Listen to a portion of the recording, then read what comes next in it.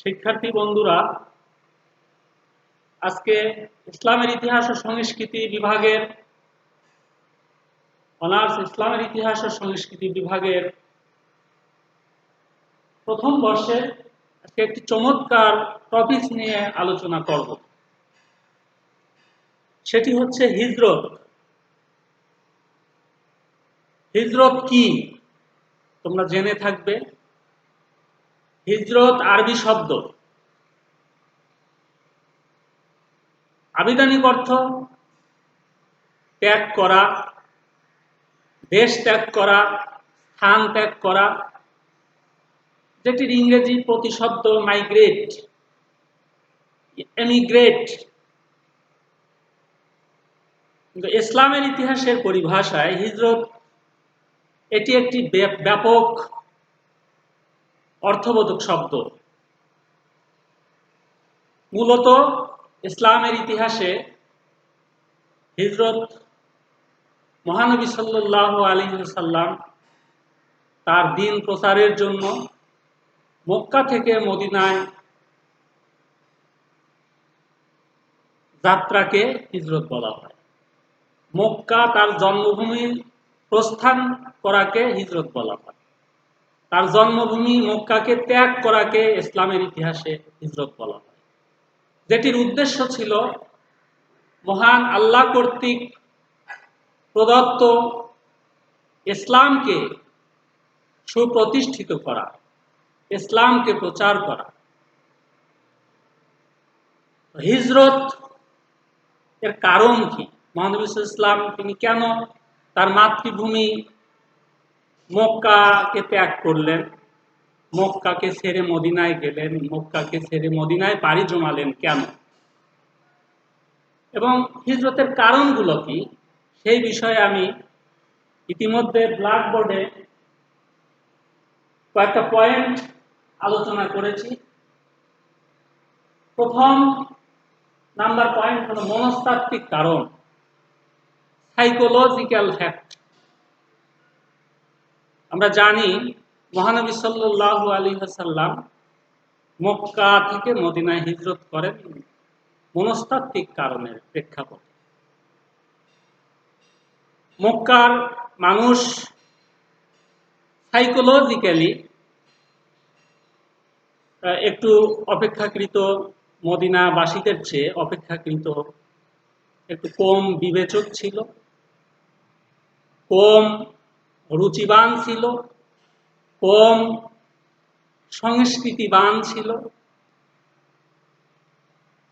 সঙ্গত কারণেই মহানবী ইসলাম ফিল করলেন যে ইসলাম প্রচারের পরিবেশ মক্কা থেকে মদিনার পরিবেশটা হবে অনুকূল। কারণ মক্কার আবহাওয়া ছিল অনুর্বর,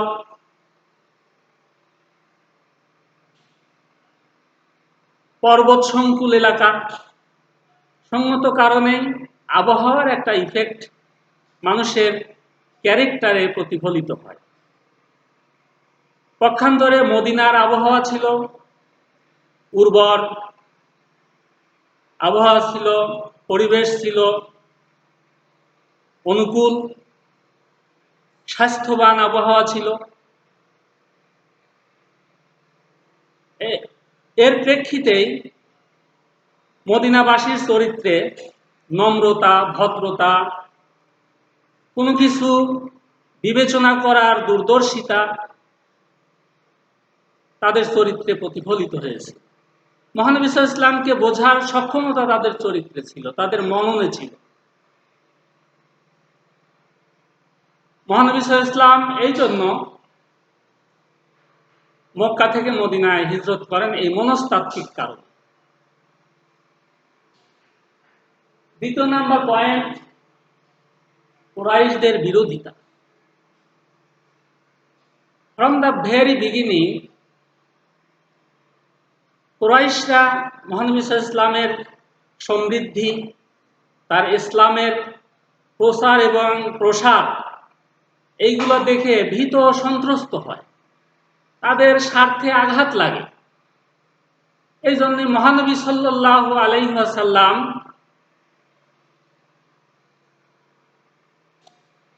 তাদের বিরোধিতা প্রেক্ষিতে, মক্কাবাসীদের বিরোধিতার প্রেক্ষিতে মহানবী সাল্লাল্লাহু আলাইহি সাল্লাম তার মাতৃভূমি মক্কা থেকে মদিনায় হিজরত করে।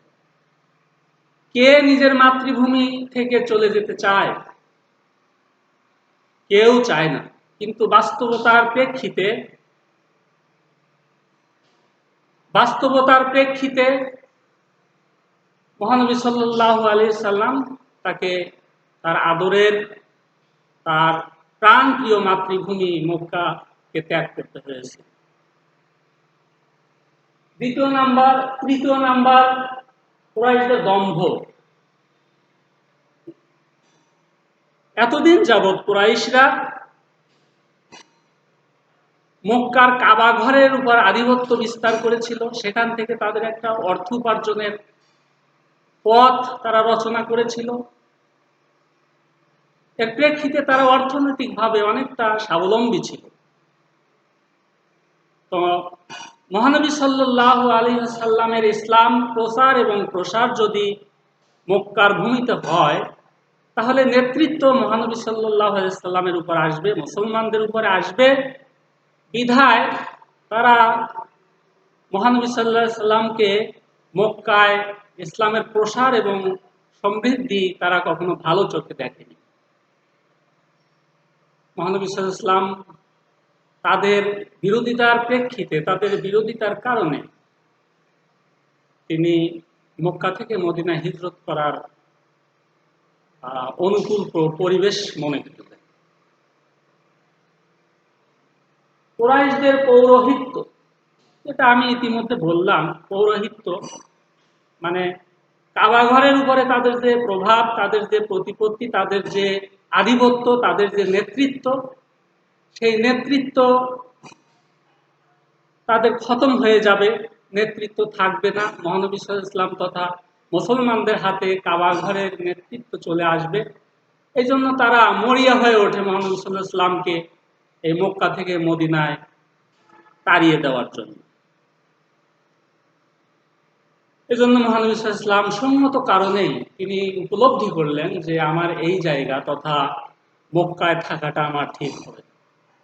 এজন্য তিনি হিজরত করলেন। মুসআবের অনুকূল রিপোর্ট। মহানবী সাল্লাল্লাহু আলাইহি ওয়াসাল্লাম মুসআব নামক এক ব্যক্তিকে মদিনার পরিবেশ পর্যবেক্ষণ করার জন্য মুসআব নামক এক ব্যক্তিকে পাঠান। মুসআব ওখানে গিয়ে তথা মদিনায় গিয়ে মদিনাবাসীর সাথে তার কথোপকথন হয় এবং তারা বেশ পজিটিভ একটা সাড়া দেয় ইসলাম তথা মুসলমানদেরকে মদিনায় সাহায্য সহযোগিতা করার জন্য। মহানবী সাল্লাল্লাহু আলাইহি ওয়াসাল্লামকে এই বিষয়ে ইনফর্মড করা হয়। মহানবী সাল্লাল্লাহু আলাইহি ওয়াসাল্লাম তিনি মনে করেন যে মক্কা থেকে মদিনায় হিজরত করলে ইসলামের জন্য আমার উপকার আসবে। ফলে মহানবী সাল্লাল্লাহু আলাইহি ওয়াসাল্লাম মক্কা থেকে মদিনায় হিজরত করে। আত্মীয়তার সম্পর্ক আমরা জানি। মহানবী সাল্লাল্লাহু আলাইহি সাল্লামের পিতা আব্দুল্লাহ তিনি বিবাহ করেছিলেন মদিনায়। সেই সূত্রে মদিনাবাসী, মদিনা তার মহানবী সাল্লাল্লাহু আলাইহি সাল্লামের নানার দেশ, মামার দেশ, খালার দেশ। এই জন্য তিনি উপলব্ধি করলেন যে মক্কার কুরাইশরা যেহেতু এত তার পেছনে লেগেছে, ষড়যন্ত্র মেতে উঠেছে, মরিয়া হয়ে উঠেছে তাকে মক্কা থেকে তাড়িয়ে দেওয়ার জন্য, মহানবী সাল্লাল্লাহু আলাইহি ওয়াসাল্লাম ভাবলেন যে মক্কার চেয়ে মদিনায় তার অনুকূল পরিবেশ হবে ইসলাম প্রচার এবং প্রসারের জন্য। এটা ভেবে তিনি মক্কা থেকে মদিনায় হিজরত করলেন। বিবি খাদিজা এবং আবু তালিবের মৃত্যু। আমরা জানি বিবি খাদিজা তার যে কন্ট্রিবিউশন মহানবী সাল্লাল্লাহু আলাইহি সাল্লামকে ইসলাম প্রচার এবং প্রসার এবং ইসলামের সমৃদ্ধি এবং ইসলামের জন্য তার যে আর্থিক উৎসর্গ, হযরত খাদিজা রাদিয়াল্লাহু তাআলার যে ত্যাগ, এটা আমরা সবাই জানি।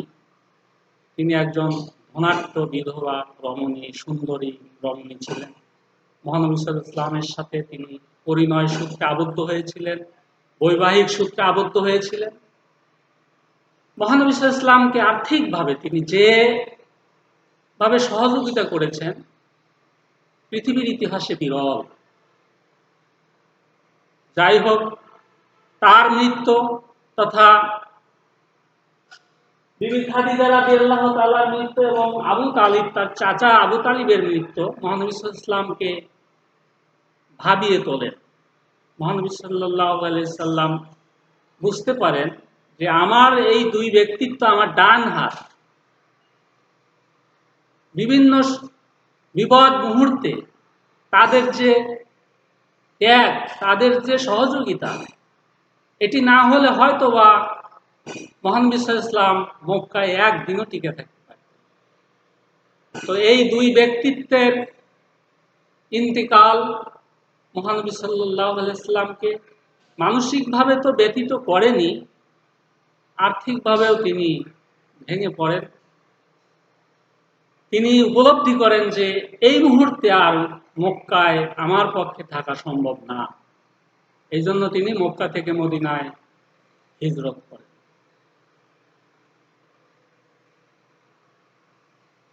কুরাইশদের চরম নির্যাতন। কুরাইশরা এই নির্যাতনের পেছনে ধর্মীয় কারণ যেমন এর নেপথ্যে ছিল, রাজনৈতিক কারণ তেমনি ছিল, অর্থনৈতিক কারণও ছিল। কারণ কুরাইশরা এতদিন তাদের কায়মি স্বার্থ, তারা মক্কা তথা কাবাঘরকে তারা নেতৃত্ব দিত। বিশ্বের বিভিন্ন জায়গা থেকে কাবাঘরে যে একটা মিলন মেলা বসতো, ওকাজের মেলা বসতো, ফলে ওখান থেকে একটা আর্থিক আয় হতো কুরাইশদের। তো কাবাঘর তথা মহানবী সাল্লাল্লাহু আলাইহি ওয়াসাল্লাম এবং মুসলমানদের যদি ওখানে নেতৃত্ব আস্তে আস্তে উত্তরোত্তর বৃদ্ধি পায়, কাবাঘরের প্রভুত্ব যদি, নেতৃত্ব যদি মুসলমানদের হাতে চলে যায়, তাদের আর্থিকভাবে একটা ক্ষতির সম্ভাবনা ছিল। এই জন্য তারা মরিয়া হয়ে ওঠে, মহানবী সাল্লাল্লাহু আলাইহি ওয়াসাল্লামকে চরমভাবে নির্যাতন করে, এমনকি তাকে হত্যারও হুমকি দেয়। এটা ভেবে মহানবী সাল্লাল্লাহু আলাইহি ওয়াসাল্লাম তিনি মনে করলেন যে আমার পক্ষে আর এই আমার মাতৃভূমি মক্কাতে থাকা সম্ভব না। মহানবীকে হত্যার ষড়যন্ত্র আদর্শিকভাবে যখন মক্কার কুরাইশরা ব্যর্থ হলো মহানবী সাল্লাল্লাহু আলাইহি ওয়াসাল্লামকে মোকাবেলা করতে, তখন তাকে হত্যার হুমকি দেখালো এবং হত্যার পরিকল্পনা মারল। বিভিন্ন গোত্র থেকে সাহসী যুবকদেরকে সুসংগঠিত করে মহানবী সাল্লাল্লাহু আলাইহি ওয়াসাল্লামকে হত্যার পরিকল্পনা করলেন। মহানবী সাল্লাল্লাহু আলাইহি ওয়াসাল্লাম আল্লাহর পক্ষ থেকে আদিষ্ট হলেন হিজরত করতে। তিনি হিজরত করলেন মক্কা থেকে মদিনায়। সূরা ইয়াসিনে আয়াতটি আমরা লক্ষ্য করব। বিসমিল্লাহির রহমানির রহিম। ইয়াসিন ওয়াল কুরআনিল হাকিম ইন্নাকা লামিনাল মুরসালিন ইলা আখিরিল আয়াত। যাই হোক, মহানবী সাল্লাল্লাহু আলাইহি ওয়াসাল্লাম আল্লাহ কর্তৃক আদিষ্ট হয়ে তিনি মক্কা থেকে মদিনায় হিজরত করলেন। হিজরতের ঘটনা আমরা যদি লক্ষ্য করি, মহানবী সাল্লাল্লাহু আলাইহি ওয়াসাল্লাম হিজরত করলেন হযরত আবু বকরকে সাথে নিয়ে, এবং তার বিছানায় হযরত আলীকে চাদর দিয়ে ঢেকে তিনি গোপনে পাড়ি জমালেন মক্কা থেকে মদিনায়। তো এই হিজরতের যে কারণ এবং হিজরত এর গুরুত্ব, আমি ইনশাল্লাহ নেক্সট ক্লাসে হিজরতের গুরুত্ব সম্পর্কে আমি আলোকপাত করব। তো আজকে আমি যতটুকুন আলোকপাত করলাম হিজরতের কারণ সম্পর্কে, আমি মেইন পয়েন্ট এখানে উপস্থাপন করেছি। আরো কিছু কারণ আছে যেগুলো হিজরতের জন্য অনেকটাই দায়ী ছিল মুহাম্মদ ইসলামকে মক্কা থেকে মদিনা হিজরতের প্রেক্ষাপট তৈরি করতে। হিজরত, এই জন্য আমি বলবো মহানবী সাল্লাল্লাহু আলাইহি সাল্লামের জীবনে এটি একটি turning point.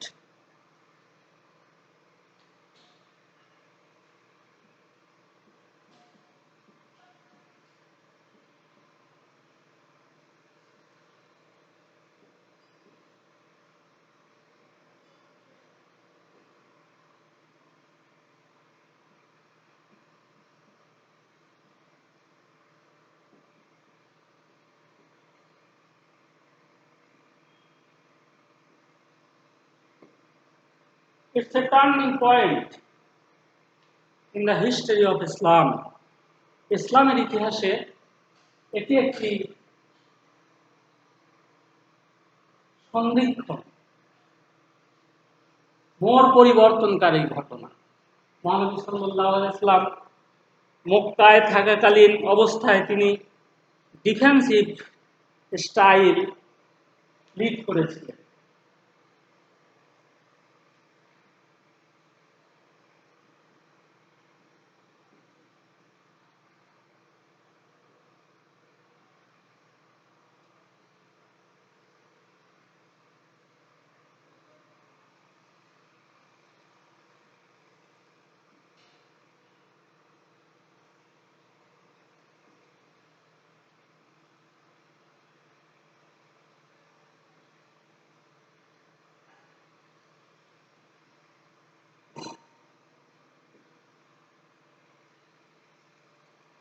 When Muhammad sallallahu alaihi wasallam is staying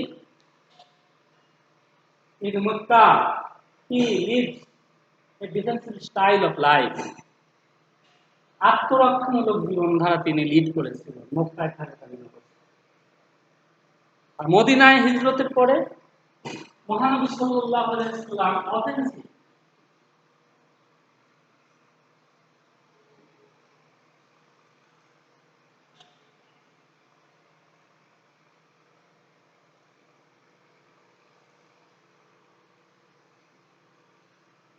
offensive style of life lead করেছিলেন মদিনায় থাকাকালীন অবস্থায়। তো মহানবী সাল্লাল্লাহু আলাইহি ওয়াসাল্লামের জীবনটা কেটেছে মূলত মক্কা এবং মদিনায়।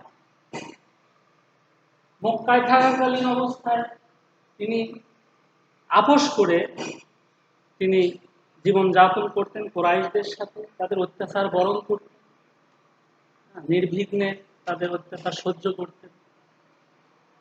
But after migration from Mecca to Medina, তার জীবনধারা, তার জীবনশৈলী অনেকটা চেঞ্জ হয়ে যায়।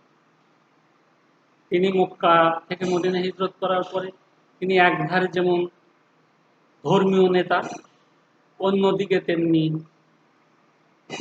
রাষ্ট্রের সর্বাধিনায়ক অর্থাৎ প্রেসিডেন্ট, সর্বময় কর্তা রাষ্ট্রের, মদিনা রাষ্ট্রের গোড়াপত্তন করেন মদিনায় হিজরত করার পরে। তার জীবনধারা, তার জীবনশৈলী একটা বৈপ্লবিক পরিবর্তন সাধিত। কাফেরেরা তাড়িয়ে দিয়েছিল, তারা এটাই ভেবে যে হয়তো বা অত্যাচার করলে মুহাম্মদ সাল্লাল্লাহু আলাইহি ওয়াসাল্লাম মক্কা থেকে মদিনায় চলে গেলে ইসলামের বাণী, ইসলামের সুমহান বার্তা স্তব্ধ হয়ে যাবে। বাট এটার বিপরীতটাই ঘটল। স্তব্ধ হওয়ার পরিবর্তে ইসলাম অনেকটা শক্তি পেল, প্রাণ পেল, প্রাণবন্ত হলো। মুসলমানরা রাষ্ট্রীয় ক্ষমতা হাতে পেল, মদিনা রাষ্ট্র নামক একটা রাষ্ট্র তৈরি হলো, সংবিধান তৈরি হলো। অর্থাৎ আল্লাহ যদি চায় যাকে রাখতে, সে কখনো বিলুপ্ত হয় না। আল্লাহর শক্তিটাই সবচেয়ে বড় শক্তি, এটাই বাস্তব প্রমাণ মহানবী সাল্লাল্লাহু আলাইহি সাল্লামের জীবন। তো যাই হোক বন্ধুরা, তোমরা আজকে ইসলামের ইতিহাসের অর্থাৎ মহানবী সাল্লাল্লাহু আলাইহি সাল্লামের জীবনের একটা মোড় পরিবর্তনকারী ঘটনা, যেটি হিজরত, সেই সম্পর্কে তোমরা শুনলে, বুঝলে এবং অনুধাবন করলে। আশা করি তোমরা উপকৃত হবে। আজকের মতো এই পর্যন্তই। তোমরা ভালো থাকো, সুস্থ থাকো, নিরাপদে থাকো। তোমাদের সুস্বাস্থ্য কামনা করে আজকে আলোচনা ইতি টানছি। খোদা হাফেজ।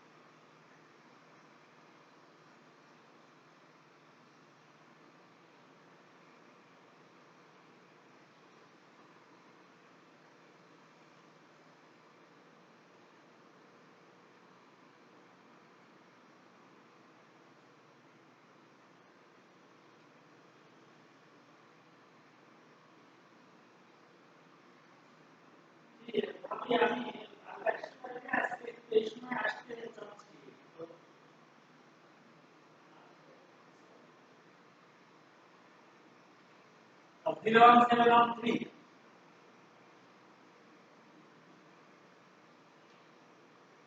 760 402।